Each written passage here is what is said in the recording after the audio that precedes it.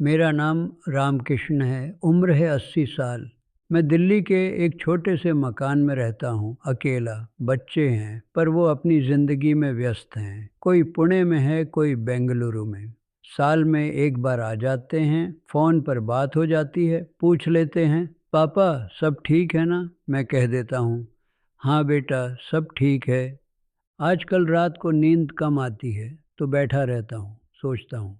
और जब सोचता हूँ तो एक ही बात बार बार दिमाग में आती है, जिंदगी भर भागते रहे, रुक कर जीना भूल गए। आज मैं इसलिए बोल रहा हूँ क्योंकि शायद किसी को ये बात समझ आ जाए। मुझे नहीं आई। अब आई है तो बहुत देर हो चुकी है। मैं बहुत साधारण इंसान हूँ, ना कोई बड़ा पद था, ना कोई बड़ी कमाई। मिडिल क्लास फैमिली से था। बस एक सरकारी नौकरी मिल गई थी पोस्ट ऑफिस में। 35 साल काम किया। रोज़ सुबह 7 बजे निकलता था घर से, शाम को 7 बजे लौटता था। बस ट्रेन, धक्का मुक्की, भीड़, फिर घर, खाना, सो जाना, अगली सुबह फिर वही। शादी हुई थी 25 साल की उम्र में। माँ बाप ने तय की थी। लड़की अच्छी थी, नाम था सुमित्रा। शादी के बाद घर चलाने में लग गए। 2 बच्चे हुए, बेटा और बेटी। फिर जिम्मेदारियां बढ़ती गईं। स्कूल की फीस, ट्यूशन, कपड़े, दवाइयाँ, किराया, बिजली का बिल। हर महीने तनख्वाह आती और ख़त्म हो जाती। कभी कभी कर्ज भी लेना पड़ता था। मेरी ज़िंदगी में कोई बड़ा दुख नहीं आया, न कोई बीमारी, न कोई हादसा। बस रोज़ की छोटी छोटी मुश्किलें थीं और हम उन्हें झेलते रहे, सोचते रहे, अभी थोड़ा और काम कर लें फिर सब ठीक हो जाएगा। लेकिन वो फिर कभी नहीं आया। मैं हमेशा भविष्य की सोचता रहा। आज नहीं कल, कल नहीं परसों।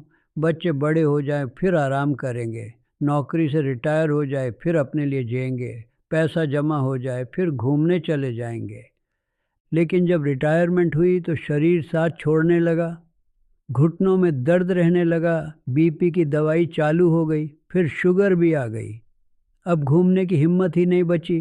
और रिश्ते, वो तो कब के ठंडे पड़ गए थे। सुमित्रा से कभी ठीक से बात नहीं की। रोज घर आता था तो थका हुआ। वो खाना परोसती, मैं खाता और सो जाता। उसने कभी कुछ मांगा नहीं, न साड़ी, न गहने, न घूमने की फरमाइश। वो बस चुपचाप घर संभालती रही, बच्चों को पालती रही, मेरा ख्याल रखती रही। और मैं सोचता रहा कि मैं तो कमा रहा हूँ, घर चला रहा हूँ, ये ही बहुत है। एक दिन बेटे ने पूछा था, पापा आप माँ से कभी ठीक से बात क्यों नहीं करते? मैं चुप रह गया था। जवाब नहीं था मेरे पास। सुमित्रा का देहांत हुआ 6 साल पहले। दिल का दौरा पड़ा अचानक। मैं ऑफिस में था। जब अस्पताल पहुंचा तो वो जा चुकी थी। मैं उसका हाथ पकड़कर बैठा रहा, ठंडा हाथ।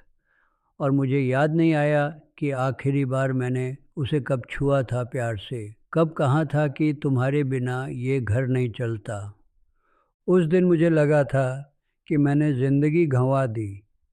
लेकिन सच ये है, मैंने ज़िंदगी कभी जी ही नहीं। मैं हमेशा काम में लगा रहा, हमेशा सोचता रहा। परिवार के लिए कर रहा हूँ, लेकिन परिवार के साथ कभी बैठा नहीं, बच्चों के साथ कभी खेला नहीं। बेटे ने एक बार क्रिकेट खेलने बुलाया था। मैंने कहा अभी काम है, बाद में। वो बाद में कभी नहीं आया।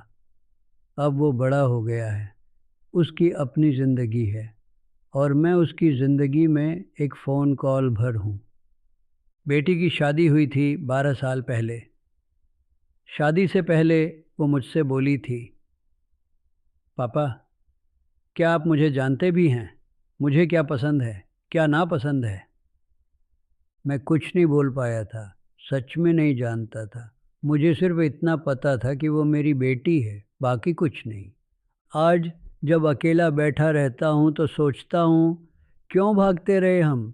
किस चीज़ की तलाश थी? पैसा?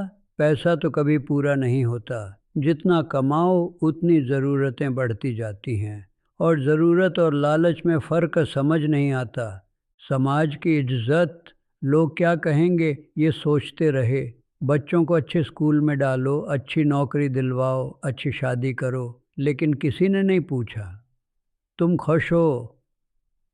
मैंने कभी खुद से भी नहीं पूछा। जिंदगी एक लिस्ट बन गई थी, एक के बाद एक काम, टिक टिक टिक, जैसे मशीन हो।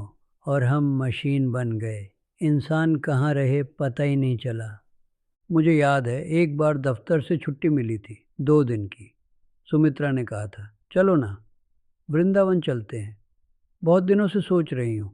मैंने कहा था, अभी नहीं, बाद में चलेंगे, अभी घर में खर्चा ज़्यादा है। वो चुप हो गई थी। हम कभी नहीं गए। अब मेरे पास वक़्त है, पैसा भी है थोड़ा बहुत, लेकिन अब जाने का मन नहीं करता। अब मतलब नहीं रह गया। सुमित्रा नहीं है, उसके बिना वृंदावन में क्या रखा है। मैं ये नहीं कह रहा कि काम करना गलत है या परिवार की जिम्मेदारी उठाना गलत है, नहीं, ये सब करना ही पड़ता है। लेकिन हम इतने खो जाते हैं इसमें कि ज़िंदगी पीछे छूट जाती है। हम सोचते हैं ये सब उन्हीं के लिए तो कर रहे हैं, लेकिन उन्हें हमारी मेहनत नहीं, हमारा वक्त चाहिए, हमारी मौजूदगी चाहिए, हमारी बातें चाहिए। कितनी बार मैंने सुमित्रा से पूछा, आज कैसा रहा दिन? शायद 10 बार, पूरी ज़िंदगी में 10 बार। और वो हर रोज़ पूछती थी मुझसे। मैं जवाब देता था, बस ठीक था, और बात ख़त्म। अब मुझे लगता है काश मैं बैठकर सुनता, काश मैं समझता कि वो भी थकती होगी, उसे भी किसी की ज़रूरत होती होगी। लेकिन हम मर्द लोग सोचते हैं कि घर चला रहे हैं तो बस हो गया, बाकी सब औरतों का काम है, प्यार, बातें, रिश्ते, हम तो कमाने वाले हैं। लेकिन ये सोच गलत है। ये सोच रिश्तों को खोखला कर देती है। और बच्चों को भी बस पैसा नहीं चाहिए, उन्हें चाहिए कि पापा उनकी बात सुने, उनके साथ खेलें, उन्हें समझें। मैंने कभी नहीं समझा, मैं बस डांटता रहा। पढ़ाई करो, नंबर लाओ, नौकरी लगवानी है, जैसे वो भी मशीनें हों। आज जब वो दूर हैं तो मुझे लगता है शायद उन्होंने भी मुझसे दूरी इसलिए बना ली क्योंकि मैंने कभी नज़दीकी बनने ही नहीं दी। मेरे जैसे बहुत लोग हैं, रोज़ सुबह उठते हैं, भागते हैं, काम करते हैं, घर आते हैं, सो जाते हैं, और एक दिन पीछे मुड़कर देखते हैं तो लगता है ये सब किया किसके लिए। मैं आपको कोई सलाह नहीं दे रहा, मैं खुद कोई समझदार इंसान नहीं हूँ। मैंने तो सब कुछ गलत किया, लेकिन शायद मेरी गलतियाँ सुनकर आपको कुछ समझ आ जाए। अगर आप अभी युवा हैं या मध्यम उम्र में हैं और भाग रहे हैं रोज़, तो बस एक बार रुक कर सोचिए, क्यों भाग रहे हैं? क्या आप अपने बच्चों को जानते हैं? क्या आपको पता है उन्हें क्या पसंद है? उनका दोस्त कौन है? वो किस बात से डरते हैं? क्या आपने अपनी पत्नी से, अपने पति से आज कोई सच्ची बात की, कोई गहरी बात, या बस खाना लगा दो और बिल भर दिया तक सीमित है? क्या आपको याद है आखिरी बार कब आपने अपनी माँ का हाथ पकड़ा था? कब बैठकर अपने पिता से बात की थी, या वो भी अब सिर्फ त्योहारों पर मिलने वाले लोग रह गए हैं? मैं ये सब इसलिए पूछ रहा हूँ क्योंकि मैंने कुछ नहीं किया और अब पछता रहा हूँ। वक़्त नहीं रुकता, लोग चले जाते हैं और फिर सिर्फ अफ़सोस बचता है। मुझे अब एहसास हुआ है कि ज़िंदगी काम में नहीं, लम्हों में होती है। छोटे-छोटे लम्हों में, चाय पीते वक़्त की बातचीत में, रात को साथ बैठने में, हाथ पकड़कर चलने में, बच्चों की शरारतों में हँसने में, पत्नी की छोटी-छोटी खुशियों को देखने में। लेकिन हम इतने व्यस्त हो जाते हैं कि ये लम्हे छूट जाते हैं, और एक दिन पीछे मुड़ते हैं तो सिर्फ खालीपन दिखता है। अब मैं इस खाली घर में बैठता हूँ, सुमित्रा की तस्वीर देखता हूँ और सोचता हूँ, काश मैंने उसे बताया होता कि वो मेरे लिए कितनी ज़रूरी थी। काश मैंने एक बार भी कहा होता, तुम्हारे बिना ये घर सूना है। लेकिन मैंने कभी नहीं कहा, मैं सोचता रहा, वो समझती होगी, लेकिन कैसे समझती जब मैंने कभी जताया ही नहीं। अब मुझे समझ आता है, रिश्ते खामोशी से नहीं चलते, उन्हें बोलना पड़ता है, दिखाना पड़ता है, वक़्त देना पड़ता है, और सबसे ज़रूरी बात, आज को जीना पड़ता है। कल का इंतज़ार करते करते ज़िंदगी निकल जाती है। मैं 80 साल का हो गया हूँ। अब मेरे पास बस यादें हैं और अफ़सोस। मैं चाहता हूँ कि आप लोगों के पास सिर्फ अफ़सोस ना बचे। थोड़ा रुकिए, थोड़ा सांस लीजिए, अपने आसपास देखिए, जो लोग हैं उनसे बात कीजिए, उन्हें जानिए, उन्हें समझिए, उन्हें वक़्त दीजिए। काम ज़रूरी है, लेकिन काम ही सब कुछ नहीं है। पैसा ज़रूरी है, लेकिन पैसा ही ज़िंदगी नहीं है। ज़िंदगी वहाँ है जहाँ कोई आपका इंतज़ार कर रहा है, जहाँ कोई आपकी आवाज़ सुनना चाहता है, जहाँ कोई आपके साथ बैठना चाहता है।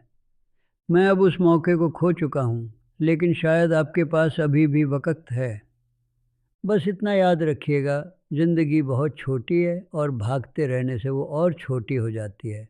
कभी कभी रुकना भी ज़रूरी है, रुक कर देखना भी ज़रूरी है, और रुक कर जीना सबसे ज़्यादा ज़रूरी है। मैं रामकृष्ण हूँ, 80 साल का, और आज मुझे लगता है मैंने 80 साल जिए नहीं, बस गुजार दिए। आप मत गुजारिएगा, जिएगा।